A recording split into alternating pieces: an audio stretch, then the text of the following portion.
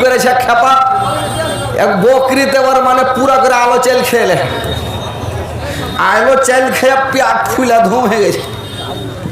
ও খেপা বকরিটাকে নিয়ে চলে গেছে ডাক্তারের কাছে তো বকরিটাকে যে নিয়ে চলে গেছে ডাক্তারের কাছে তো ডাক্তার করেছে কি কম্পাউন্ডারকে বলছে যে বকরির চোখটা মেল করে ফেড়ে ফেড়ে দেখো তো তো লাইট মেরে মেরে বকরির চোখ দেখছে তো বকরির মালিক রেগে গেছে ওর উপরে বলে হাজি ভাই আপনি কেমন ডাক্তার বলছে কেন ভালো ডাক্তার বলছে আপনাকে বলছি যে আলো চাল খেয়েছে পেট ওর টিকটিক হয়ে গেছে হজম হয় না পেশাব টেশাব বন হয়ে গেছে ওকে জ্যাম ট্যাম দেন ডাইজিন মাইজিন দিয়ে ওকে হজম করে সবকে বাহির করে দেন তা আপনি ওকে চোখ কেনে দেখছেন ওর বলছে তুমি ডাক্তার না আমি ডাক্তার তো বকরির মালিক কইছে আপনি ডাক্তার কইছে আমি ডাক্তার তো ওর চোখের এলাজ আগে করতে হবে আর হুঁশ নেই যে এতটি চাল খেলে আর পেট খারাপ হবে তোর চোখের ডোরপটা আগে দেবো তারপর আর পেট আপনি ঠিক হয়ে যাবে বুঝতে পারলেন তো ওইরকম এরা জায়গা পায় না এরা যদি বুদ্ধি থাকে তো মধ্যে ঢুকে যাবে ঘসমস করে বেশি যাবে নাকি আর যদি না বসে তাহলে করার তো কিছু নাই ভাই কত ডাকবেন আর কত বলবেন না হ্যাঁ ঠিক আছে দাঁড়িয়ে থাকেন ভাই জায়গা ছোট হয়ে গেছে আপনাকে ঠিকই আসলে তো যাক আলহামদুলিল্লাহ দুঃখের মারমা দুঃখী জানাত দুঃখের মর্ম দুঃখী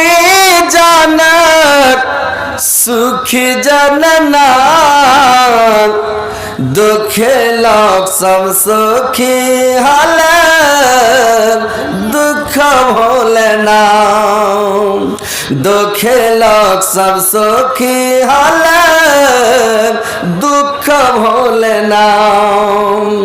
দয়ার নবে নিজের দুঃখের দয়ার নবে নিজের দুঃখের পাথর বন্ধা পেটে রায় তব সদাই সাহাবীরা কিছু খেয়েছ কি না তব সদাই সাহাবীরা কিছু খেয়েছ কি না দুঃখের মর্ম দুঃখে বুঝা দুঃখের মর্ম দুঃখে বুঝা সুখী বুঝা না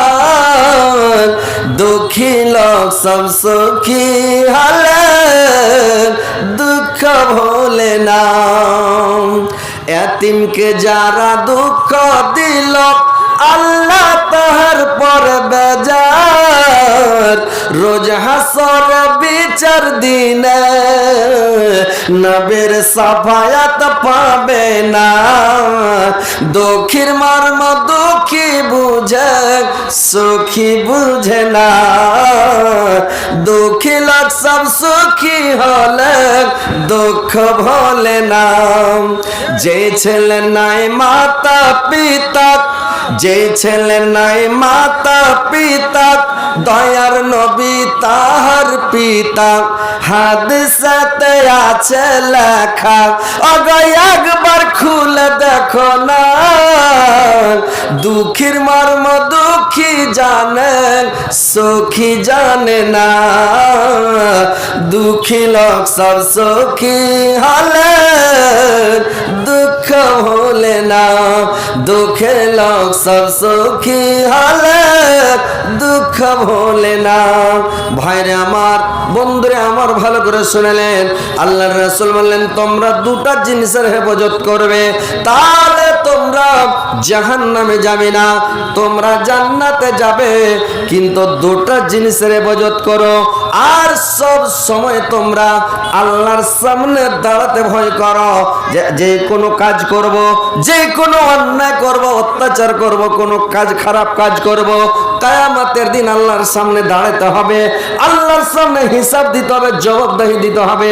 প্রত্যেকটা কথার জবাব দিতে হবে ভাই একটা কথা যারা পরিমাণে দেখাবে না আপনার ঘরে রেকর্ডিং ফিট করা আছে ক্যামেরা ফিট করা আছে রে ভাই আপনার ঘরে ফেরেশতা ক্যামেরা ধরে বসে আছে জমিনে আপনার ক্যামেরা ধরে আছে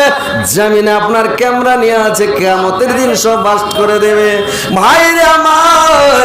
কিয়ামতের দিন আপনি যে কোন কোনো পৃথিবীতে খারাপ কাজ করেছেন, অন্যায় করেছেন, বেবিচার করেছেন, যত নোংরামি কাজ দুনিয়ার মধ্যে করেছেন, কিয়ামতের দিন আল্লাহ সমস্ত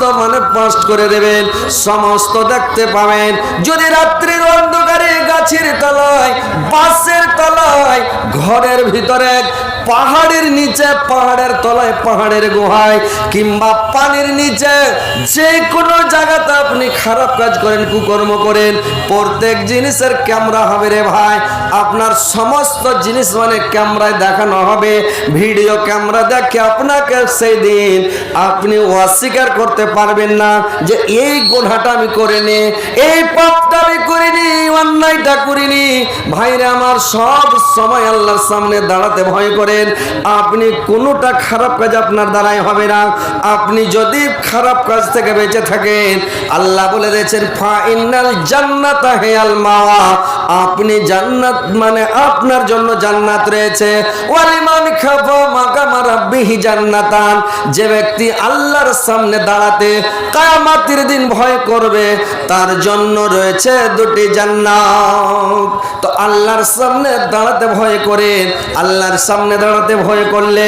আপনার দাঁড়াতে কোনো গুনাহ হবে না, পাপ হবে না, অন্যায় হবে না, মিথ্যা কথা হবে না, ফহুস কথা মুখ দিয়ে বের হবে না, আপনার মুখ দিয়ে খারাপ কথা জিন্দেগিতে বের হবে না ভাই। তো আপনি মুখের হেফাজত করেন, মুখটাই হচ্ছে মেন জিনিস। এই মুখটার মতন মিষ্টি জিনিস পৃথিবীতে আছে ভাই? এই মুখের মতন মিষ্টি জিনিস আছে জি ভাই? আর এই মুখের মতন তিতা জিনিস পৃথিবীতে আছে? এই মুখটা আল্লাহ দিয়েছে এত মিষ্টি, এত মিষ্টি, সুবহানাল্লাহ, বিশাল মিষ্টি। আবার এই মুখটা হচ্ছে বিশাল তিতা। যদি একটু খারাপ কথা বলে দেন, ফহুস কথা বলে দেন, কিছু মুখ দিয়ে আপনার খারাপ কথা বেরিয়ে যায়, তাহলে কথাটা কত আপনার দিলে চোট লেগে যাবে, কলিজাতে চোট লেগে যাবে, আঘাত লেগে যাবে, আপনি দুঃখ পেয়ে যাবেন। তো কথা হচ্ছে ভাই যে এই মুখটার হেফাজত করেন, মুখ দিয়ে ফহুস কথা বলবেন না, কোনোদিন মিথ্যা কথা বলার চেষ্টা করবেন না। কোনো মানুষ যখন একটা মিথ্যা কথা বলে, ওর ঘাড়ে যে ফেরেশতা আছে 3 মাইল দূরে পালিয়ে যায়, 3 কিলোমিটার দূরে পালিয়ে যায়, ওর ঘাড়ে থাকে না। আর এখন বর্তমানে এরা মিথ্যা কথার মেশিন কিনেছে, সবাই মোবাইলে সব সময় মিথ্যা কথা, সব সময় মোবাইলে মিথ্যা কথা। সত্য কথা কয়টা লোক বলছে ভাই বলেন তো? বলছে শতকরা 5টা হয়তো বলছে, কিন্তু 95টাই লোক মিথ্যা কথা বলছে মোবাইলে, বলে না? ও আছে আপনাদের জগন্নাথপুরে, বলছে আমি ভালো কথা আছি, নাকি বলে ভালো কথা আছি, আছে ভালো কথা বলছে ভাই, বার্তা আছি,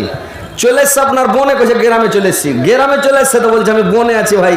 চলে আসছি, একটু দেরি হবে 5 মিনিট, কিন্তু আছে অন্য জায়গায়। এই যে মিথ্যা কথা। তো মোবাইলটা হচ্ছে মিথ্যা কথার মেশিন, মিথ্যা কথা বলবেন না। আর আপনি ফহুস কথা মুখ দিয়ে বের করবেন না। আল্লাহর সামনে সব সময় দাঁড়াতে, এটা যদি ভয় থাকে আপনার, তা আপনার দ্বারা গুনাহ হবে না, পাপ হবে না। আর যদি পাপ